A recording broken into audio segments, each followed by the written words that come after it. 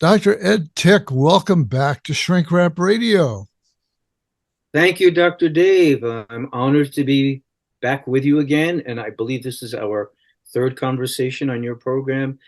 So I'm thanking you for all of them, past and present, and Well, future, we thank you. hope, for everybody. Yeah, I hope so.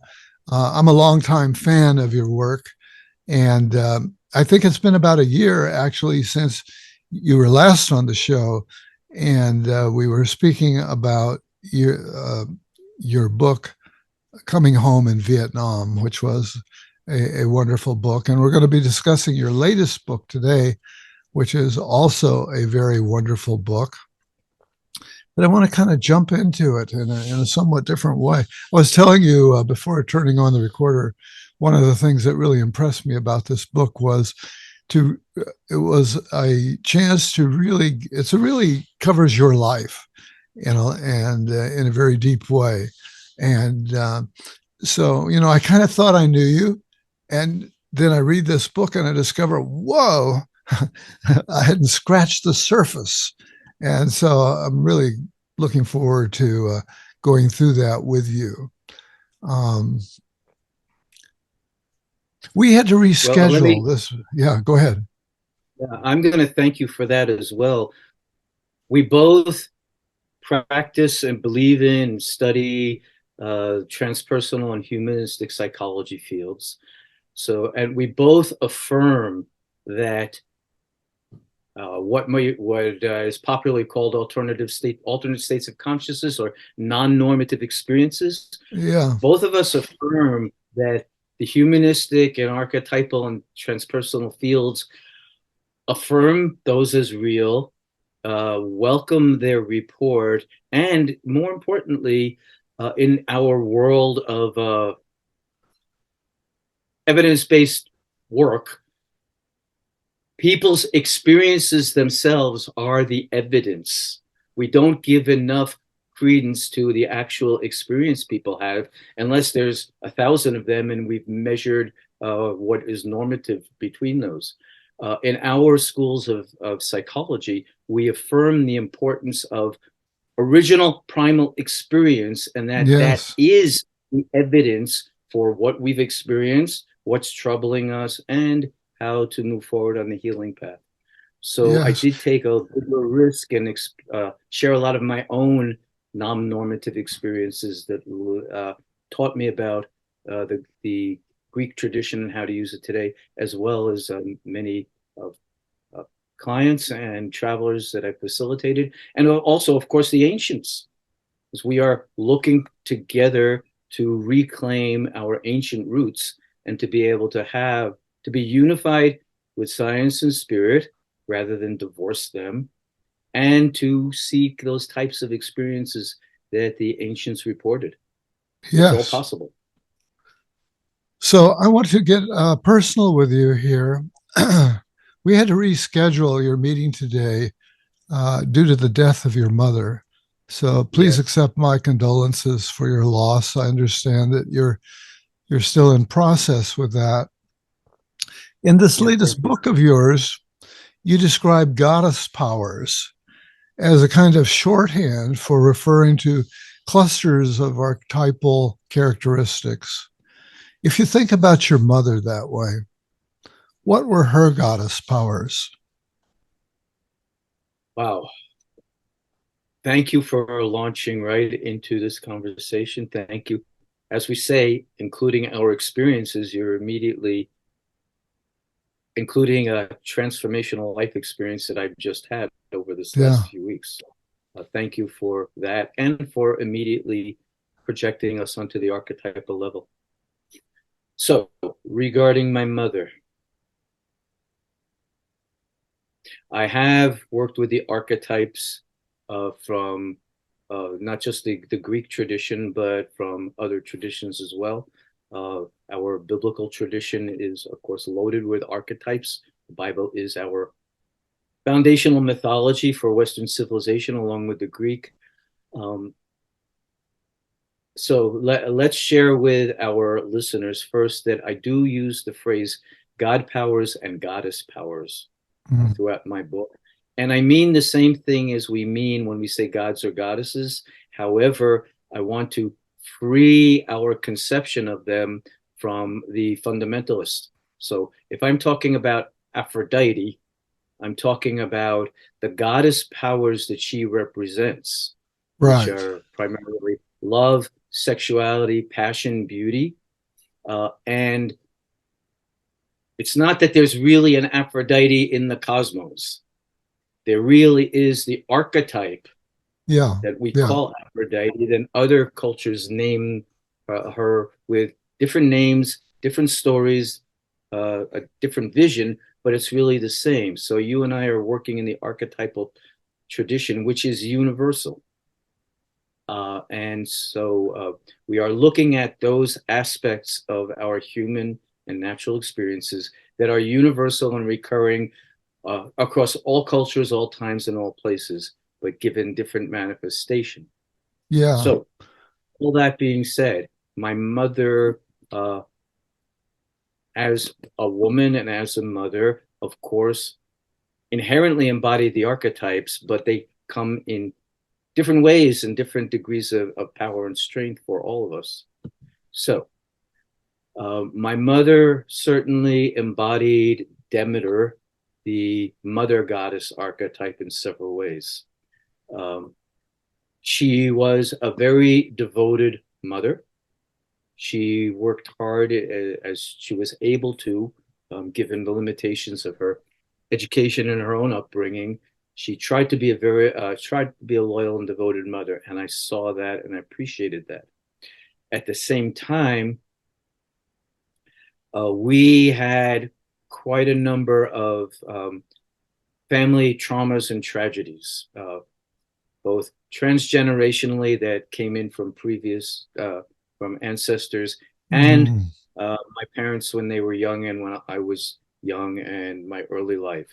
So not only did my mother have some of the Demeter, very protective, uh, overly attentive mother, Yeah. worrying about us in every little step of life. She also had the Demeter characteristic of being in deep, deep grief for all the things that went wrong in our lives. For in her childhood, she had only one sibling, one older brother who was a medic at the Battle of the Bulge, and he came home physically, but he never came home. Mhm. And we've talked in the past about the impact of wars on soul wounds. So my uncle, who was my godfather, was very soul wounded from war. And my mother uh, left him when she was about 10 years old. He went away to war, and the brother never came. The healthy, sane brother never came back. So Right. my Right. mother, from that, from other matters, when I was a young child, there was a family business. My father and grandparents owned a kosher delicatessen in the Bronx under the elevated subway together. Oh, I And want a it new burned. pickle, a new dill pickle right now. Yeah, you sure do. I remember them fondly. My mouth is watering just at the mention. Yeah. Every table on that little deli had a big pickle jar. You didn't Oh have to boy. ask for them. They were always there and you could devour them to get started. Yeah. Anyway, my mother was in deep and chronic grief the way Demeter was. Because as a mother, as a sibling, through the hard times they went through and our entire family went through, she was really in grief and despair, so much so that she lost her faith from all of these traumas.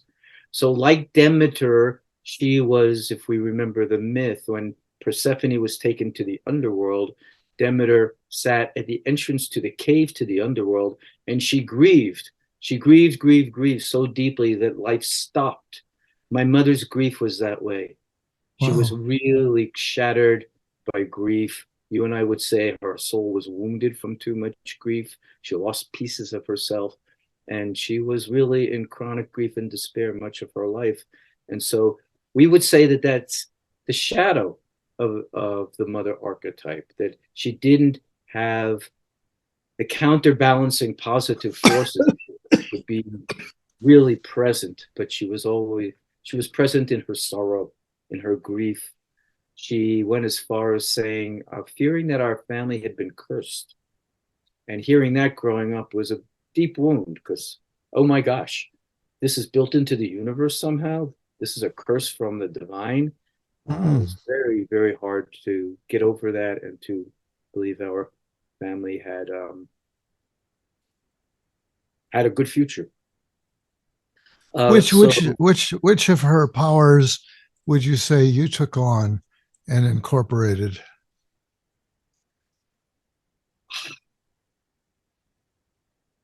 this also comes from partially from motherhood. Um, Also, I would say she didn't seem to be a sexy lover, but as she had Aphrodite powers because beauty was very important to her. And she kept our home and our, as we were poor, but she still kept our home and our garden well. She kept herself looking well. So beauty and fitting in were very important to her. And she was really highly sensitive to other people's suffering. Um, Other women in the neighborhood always came to my mother to confess. And it's not that she had great wisdom, but she had a big heart. And so the lover part of Aphrodite that was compassionate to others, the gentle part of Artemis, not the tough huntress part, but the gentle protector and caretaker of other young, of children and young living things. My mother had that. And as a sorrowing Demeter, she was very sensitive, even hypersensitive to people's grief. And that all awakened a profound degree of compassion and kindness toward others in me. Yeah, So I think I so. hope I think that, we can see echoes of that throughout your life. The powerful influence.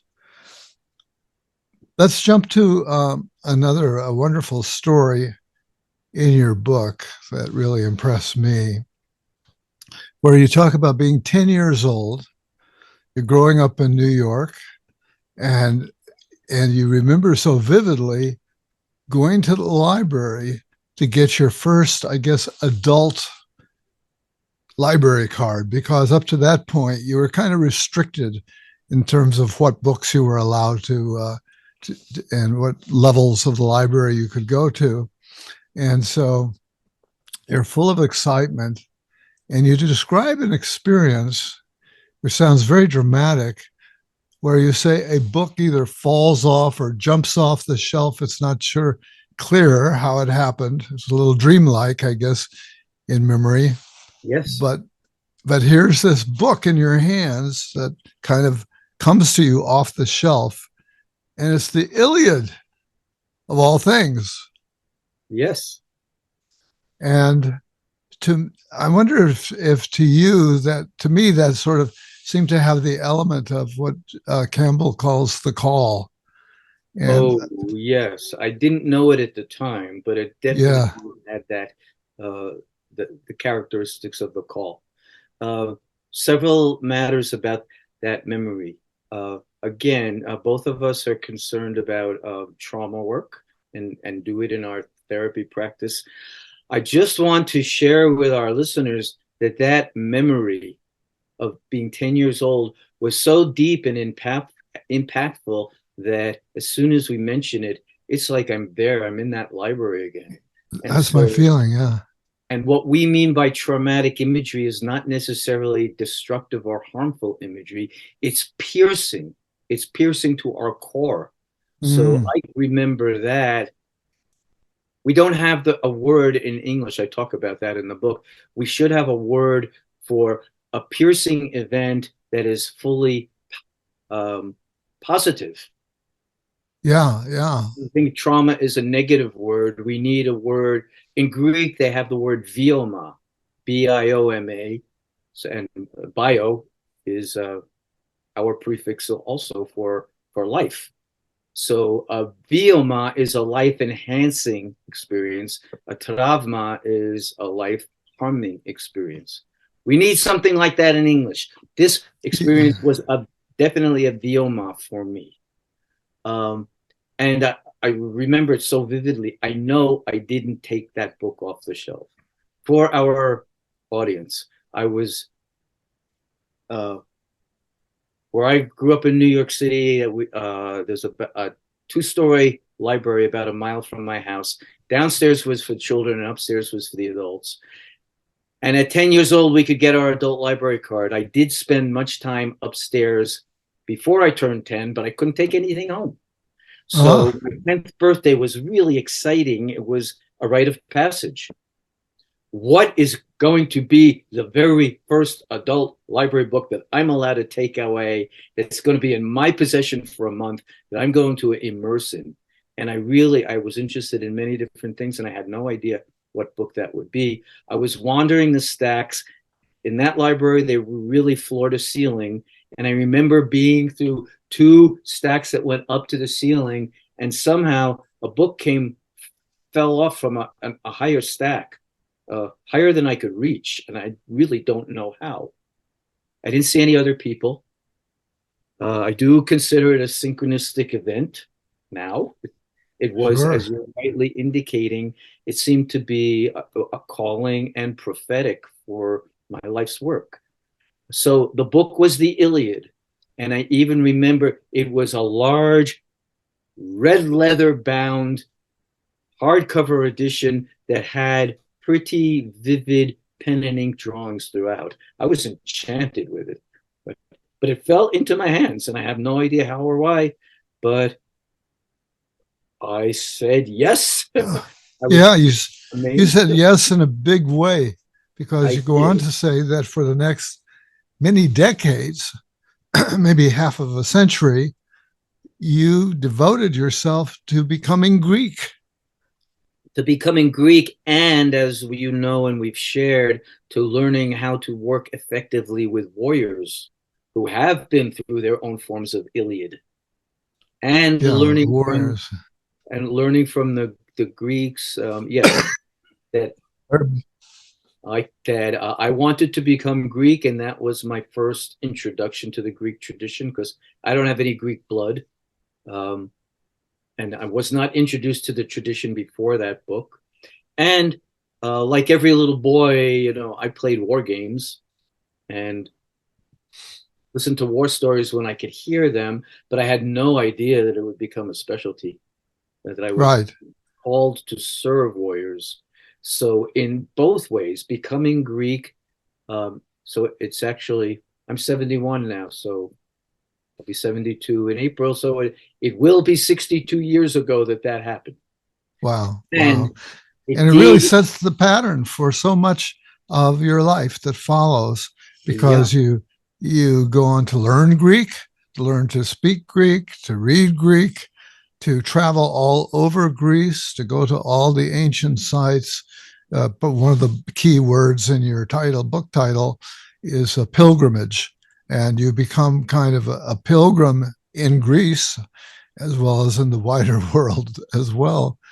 And so it's a remarkable story because it's so mythical. It's really a mythical story that you are living your own myth and you're living the Greek myth. And you tell a story in there about, sometimes people ask you, well, what is it about Greece? What's the big deal about Greece? And what does it mean to be Greek? And what does it mean to be American? And you talk about a friend that you had who was of Greek descent, but spent a lot of time in America making money, Yes. and then returned to Greece. I think his name is Konstantinos. So is that? Yes, that's right. Yes. Yeah. Yeah. And you quote him as saying, "America gives you everything, but steals your soul. Greece gives you nothing but your soul." What a quote! What a quote. So expand on that a little bit if you can. Oh, I'd love to. Thank you for inviting this area of exploration. Huh. This is hard for us to believe. Unfortunately, there's a new. I just came back from Greece the middle of December, so about a month ago.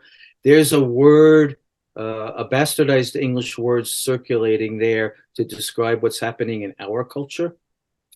The Greek people say they're really disturbed because America is dumbifying itself.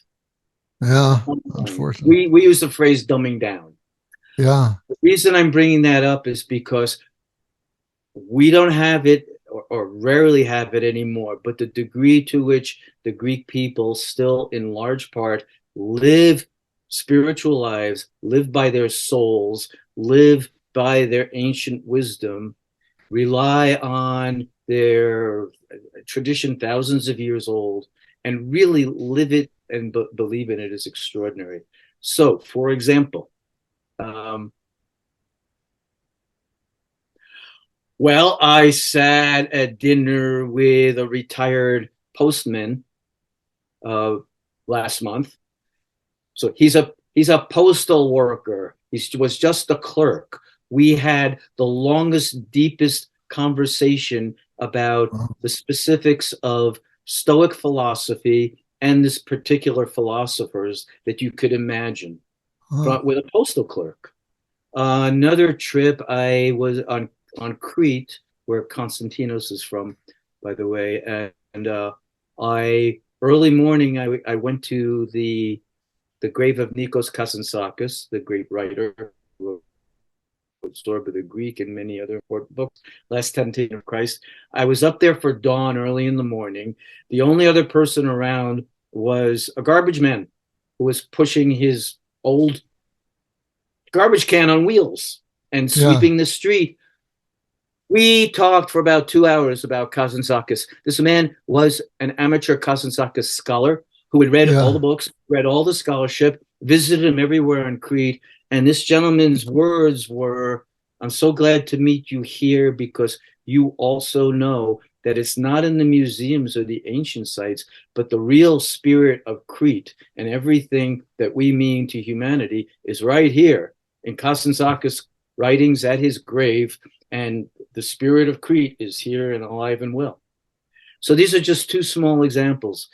The Yeah. people are really vital. Um, Many people do believe in the old gods and goddesses, not necessarily literally in a fundamentalist way. Some people do. And the religion of the 12 Olympians is actually in recent years was legalized in Greece. So there are people who are worshiping Zeus and Hera and the other dozen. Wow. Um, a few of them take it literally, but many, many, many of them take it metaphorically.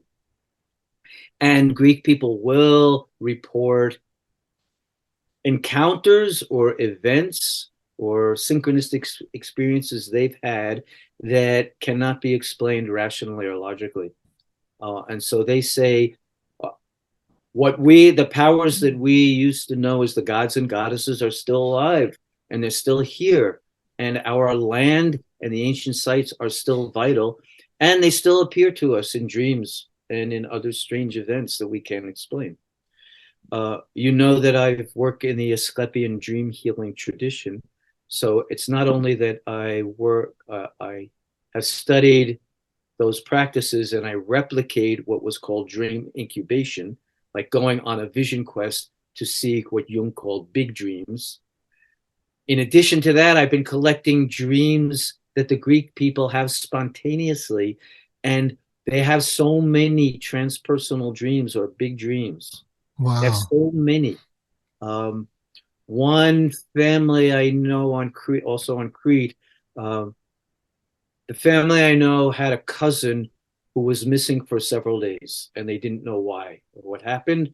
Um, and one of the children, a teenage boy, had a dream that in the dream, a man who looked like a priest or a doctor came and appeared before him and told him, sadly, his cousin had had a bad car accident and the car had gone off a cliff and where to find it. They followed the dream and they did find the car wreck and the poor man's body. Wow. Yeah. That was revealed through a dream. Uh, Another family I know, that their son had a really rare inner ear infection. Doctors couldn't find it. And The boy was sent home, and we said, we don't know what's happening. He may be going deaf. Just go home and take care of him the best way you can. The mother had a dream that one of the not very well-known Cretan saints from Greece, but the saint came to her and told her about this inner ear infection and to take the boy back to the doctors and where it is, and they'll find it. So I could go on and on and on with these types of Yeah. experiences. My point is that what we call the god and goddess powers from ancient Greece are still alive and well and strong and accessible to Greek people and accessible to us as pilgrims if we go on sincere spiritual quest or pilgrimage there and find them. So I've had lots of those strange experiences myself. I'm not surprised. And as I say, I facilitate them for travelers, and I also study and collect them among the Greeks. Yeah. Yeah. What a wonderful hobby. I'm not sure hobby is the right word, but one of the things that came through in your discussion of the Asclepian dream temples was what an earnest quest it was. It wasn't just, oh, let's go and spend the night and have a dream and we'll come back with a big insight. It was a long, arduous attempts to contact that place in oneself. It wasn't just like going to a weekend workshop. Oh, yes, that's very true. And with all due respect for our colleagues and our clients who do go to weekend workshops, we could have a long discussion about whether such things have become too easy. People are really hungry, desperately hungry, as both of us would affirm, for genuine spiritual, transpersonal connection. Mm-hmm. Coming home again to the cosmos, we desperately need that. So many, many people will go to weekend workshops for dream work, fly across the country to go on a vision quest with a shamanic practitioner. But okay, I'm gone for 3 days and I've been on a vision quest and then I fly home. I would suggest that's not the way to do it. And also, let me add that we both know this too in our psychology and psychiatry fields.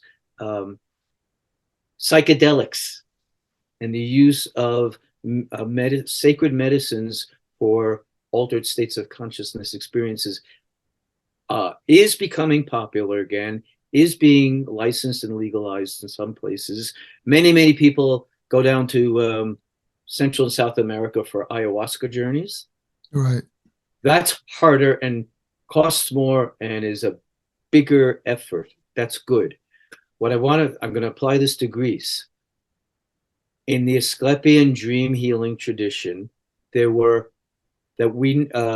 scholarship and research knows of over 320 Asclepian dream temples all over the Mediterranean world.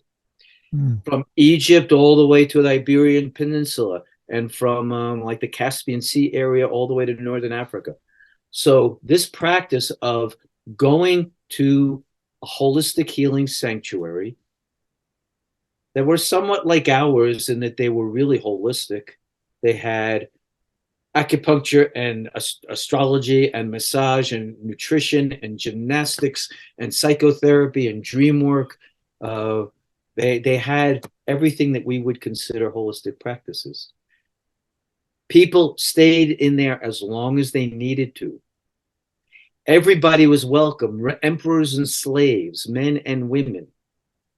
You paid afterwards based on what you could afford. A slave could give an apple for our dream healing experience, whereas an emperor would build a whole new building. And that was fine because that's all equal in the eyes of the divine, which argues that we and our colleagues should be taking sliding scales. Right. Yeah. Because the healing was accessible to everyone, regardless of their social status or power. Yeah. Well, okay. In addition to that, so there were 320 dream healing sanctuaries, and people from all over the Mediterranean world attended them, and we have records of about 2,000 years of these, from Wow. about Yeah. 1400 BC to about 500 AD. So people had to travel far, prepare for a long period of time, consult with human helpers, healers and helpers, and only turn to the divine powers when they reached the end of what human help could do. So we are supposed to help each other, and we're supposed to turn to transpersonal sources when we've reached the limits of our human ability and understanding. And these dream temples facilitated what Jung would call big dreams, not the everyday little dreams, but the big Right. one that gave us prescriptions for how to heal ourselves, or actually that we saw the healing happen in the dream.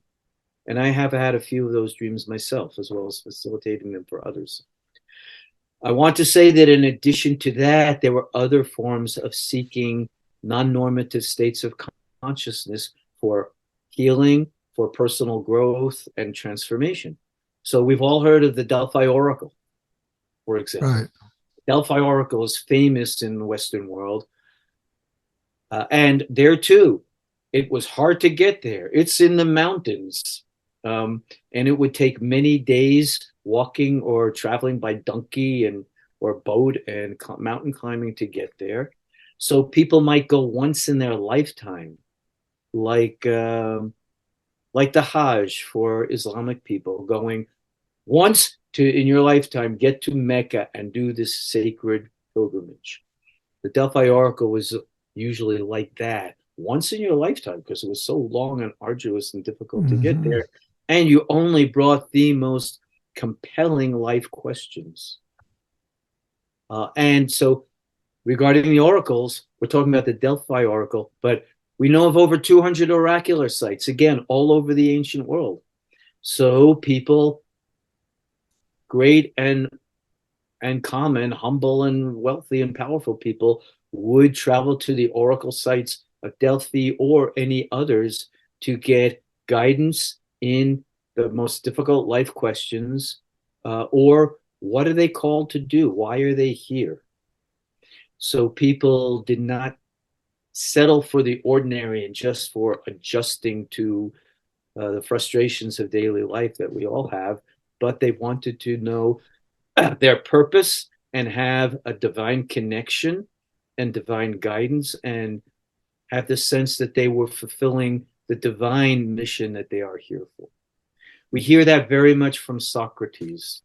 And Socrates should not only be studied as philosophy, but Socrates told us in his defense when he was on trial, he referred to it that he didn't even go to Delphi. One of his friends went to Delphi and asked, "Is there anyone wiser than Socrates?"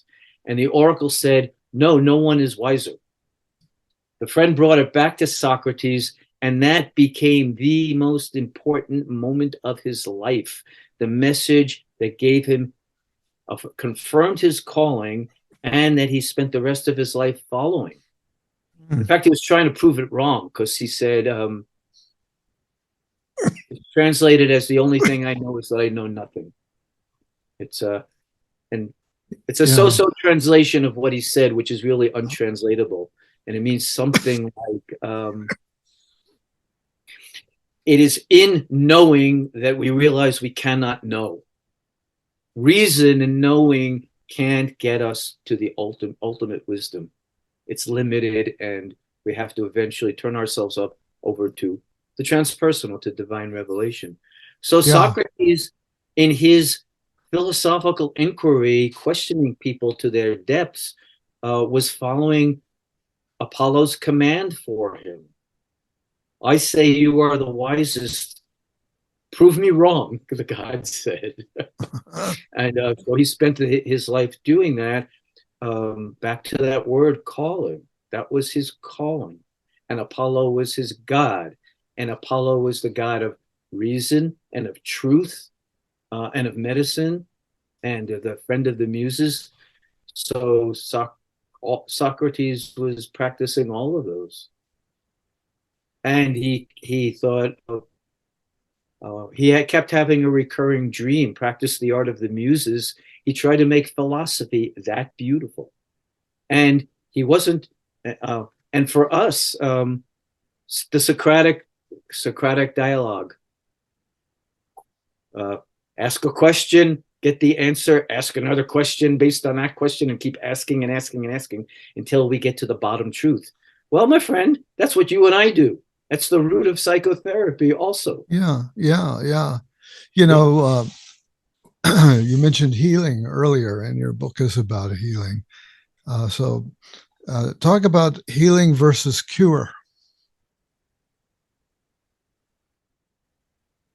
Okay, that's a really a good and important distinction. Uh, if I have a cancer and I have surgery for the cancer and um, all of the abnormal cells are taken out of my body and I'm clean, then uh, the surgeon may likely say I'm cured, unless there's a recurrence. But I'm cured of the cancer; it's gone from my system. Healing is something different. Healing is transform is a cure. We imagine is absolute. The condition is over. If there's a recurrence, well, we have to deal with that. But we think of ourselves as not having the condition anymore. Healing is the long, slow process of transforming ourselves internally such that the conditions that created our illness or affliction are no longer necessary. So I'll personalize this as well. I'll be 72 in a few months. I had a really bad breakdown. I don't even know if it was an accident, but I guess I had a sports accident when I was 65. Um, but I had a really bad back injury or breakdown. Uh, the medical profession said there was nothing they could do. They gave me steroid shots in my spine, which didn't do anything. And then they wanted to operate. And I refused back surgery. And so the healing is no, I'm not going to accept spinal surgery that you claim might cure the condition. Might not. Back surgery Yeah, is very difficult and um, very mixed unpredictable. results that people Right, get from it. right. Yeah, So, and it's my lower back. I wasn't going to risk surgery down there as a man unless I was absolutely essential to life or death. So I refused surgery and I looked for healing. In healing, I'll share this quickly. I assumed that I hoped and assumed that I could change my internal conditions and my lifestyle such that I could heal my lower back, even though I was really crippled. Really, I was. I deteriorated to needing canes. Even for a while, I was in a wheelchair, and I was still very stubborn about healing naturally. I was actually, we shared about my journeys back to Vietnam. I actually had an Asclepian dream healing on a journey to Vietnam for my back. So uh, I had my group in the Mekong Delta. We were staying with a Viet Cong veteran who's become a dear friend who always hosts our groups and is a beloved, like a long lost brother to our veterans. He just showers them in love. So there's another way that pilgrimage is healing when we go to places of former conflict and we enter into deep, loving friendships and help mm, each other heal. So that happens in Vietnam. All right. So this gentleman's name is Tom Tien, and my group was staying in his little camp on the Mekong River. I was sleeping in a cot that was right next to the river, and I was on canes then. I could barely walk without assistance, and a lot of pain. in the middle of the night, in this pitch black Mekong Delta night, I had a dream that a giant snake came up out of the river, climbed up the pilings that held up our camp, and climbed up onto my cot. And I could point right where it is and sunk its fangs right into my left thigh. Wow. And I felt it in the dream. It was really painful. I woke up with a lot of pain where the snake bit me. I had no idea what happened or what to expect, but this was like the middle of the night, about 3 a.m. When I got out of my cot at 6 a.m., I couldn't not only walk, I was pain free. I could run, I could dance, I could climb hills. I Wow. didn't need my canes. And for a month, I was completely pain free and cane free. And this is the dream was in the traditional Asclepian uh, uh, format of a giant snake coming from the depths, from the unconscious, from the Yeah. water Wow. world, from the Yeah. chthonic, and Yeah. visiting me in the middle of the night and biting me and immediately giving a healing. That dream healing wore off after about a month. However, it proved to me that this was possible, that I could have non surgical, non intrusive healings. And most importantly, my body could do this. That if I stay with this, my body can readapt to my condition and I can learn to walk again, and I can heal the conditions that caused my illness.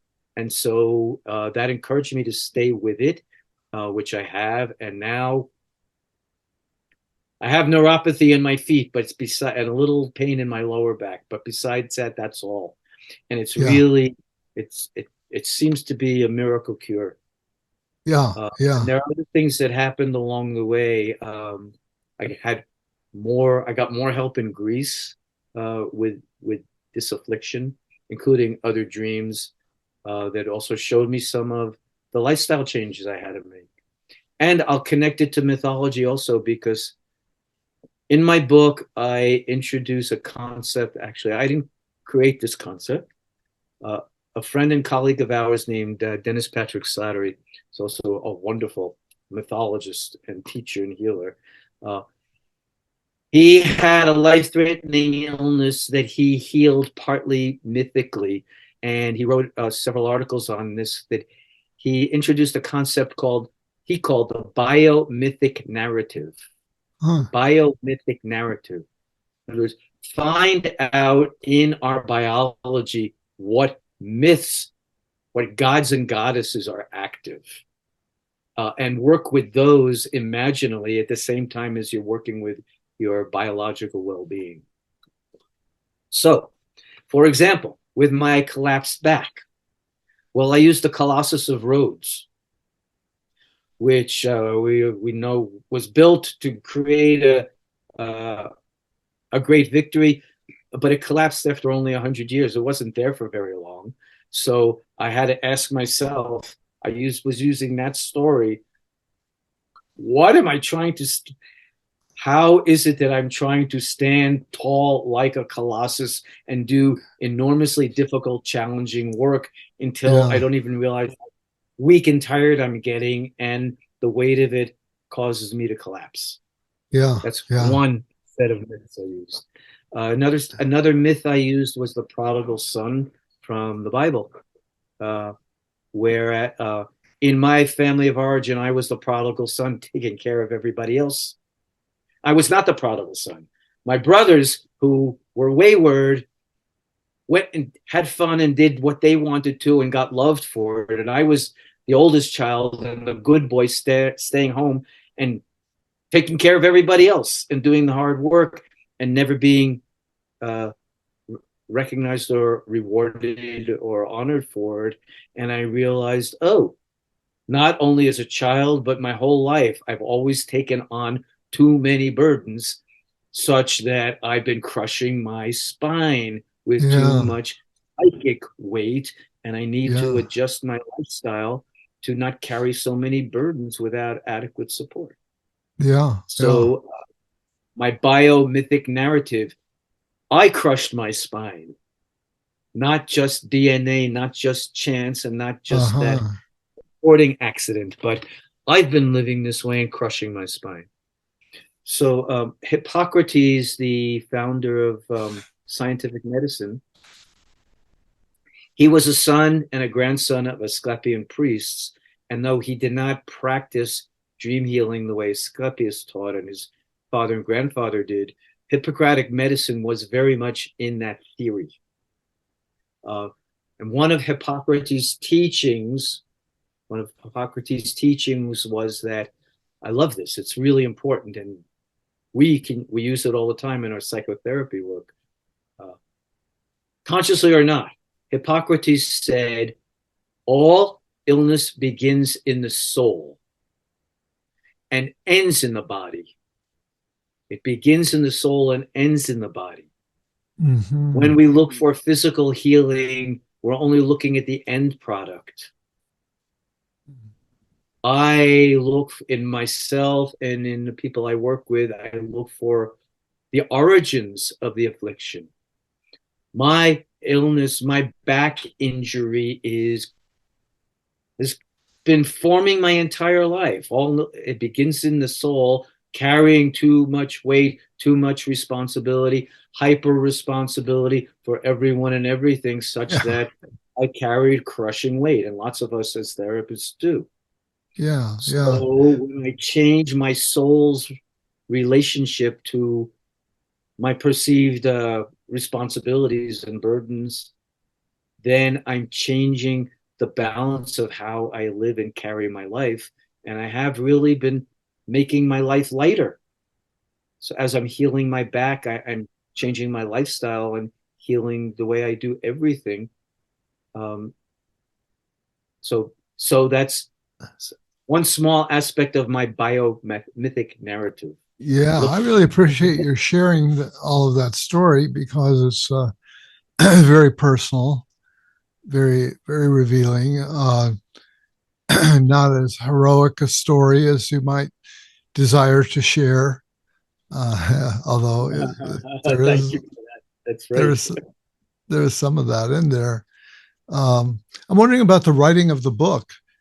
Did the writing of the book was the writing of the book at all? I mean, if I think about writing a book, that feels like a heavy burden.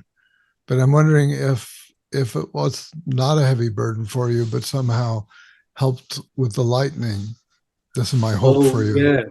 yeah. That's very true. And I want to say to any of our listeners, any of the arts, the expressive arts that you have can lighten your burden. And certainly as therapists, uh, it's valuable to introduce them to our clients.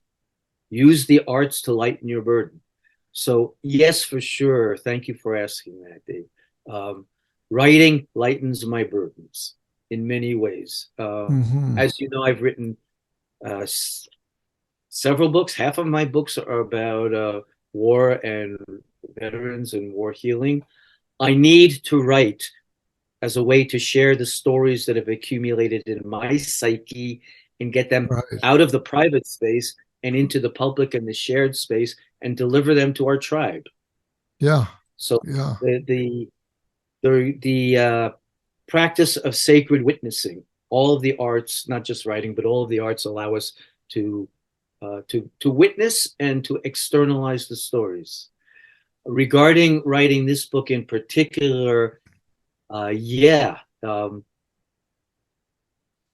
I wrote much of it during the pandemic lockdown, and so I wasn't able to travel physically, and so it gave me the joy of traveling imaginally, reliving these experiences as I was writing about them, and not feeling so isolated because stuck in the house during our collective quarantine. But in my writing, I could go to Delphi and the Yeah. Epidaurus and Crete and it became, you read the book, so you know how vivid it became.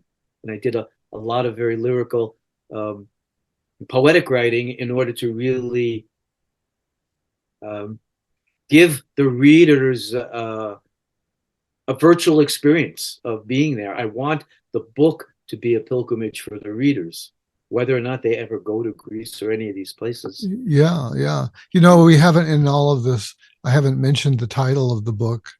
Yeah, and the title is Soul Medicine: Healing Through Dream Incubation, Visions, Oracles, and Pilgrimage. And the book really delivers on the title. It's all of that's in there. And Thank you. and I think you do take us on a kind of a real kind of journey, and an inspiring journey at that.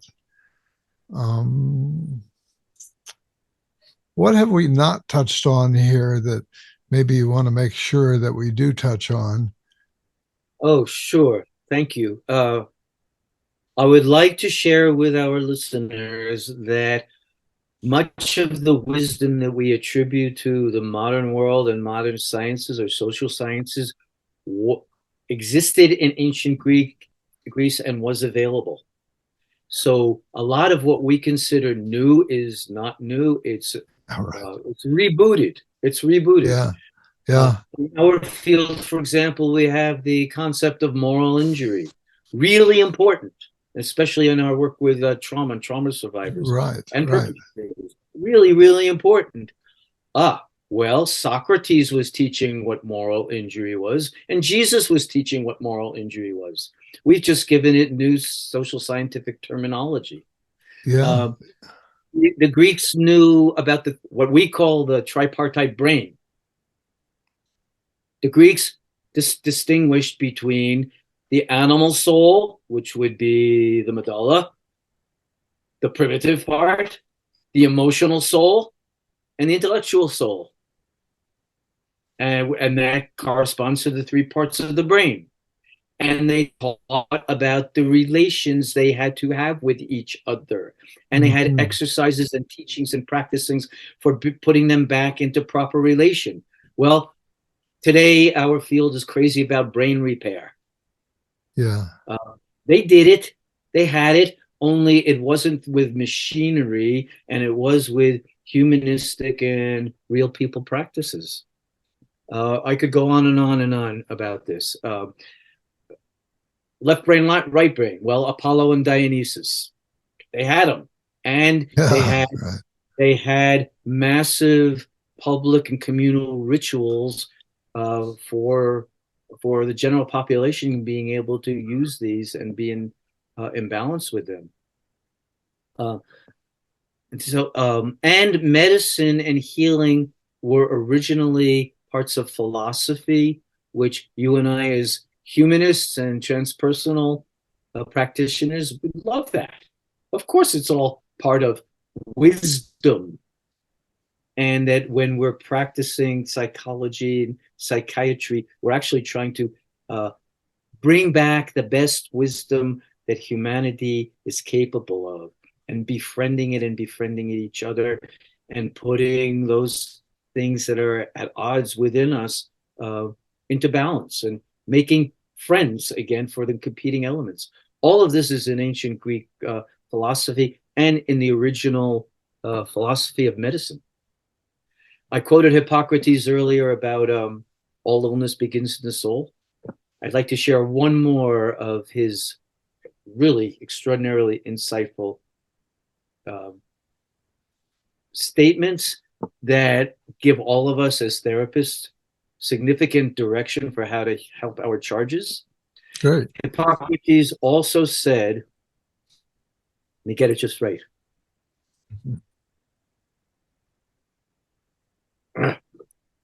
See, we are getting old. Um,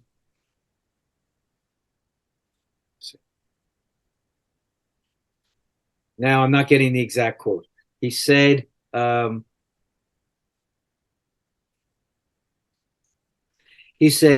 illnesses begin as small sins that we keep repeating and repeating throughout our life cycle until they finally accumulate inside us enough to erupt as an illness. Yeah. So, Yeah. one glass of wine or two glasses of wine or a couple of glasses of wine every night, okay. Small sin every day. Too much of it over a long period of time, and you might become an alcoholic. It might captivate you. That's just one example. Eating poorly. Oh, the sugar's not going to hurt me tonight. Another Dunkin' Donut's not going to hurt me tonight or tomorrow when I drive to work or next week or next month. Oh, and then I have a heart attack from the accumulated sins. I worked as I had a psychotherapy patient a number of years ago who was a cardiologist who came in for therapy because he was so frustrated because he said he was in middle age and he said, I can't be a cardiologist anymore. I wanted to heal the human heart.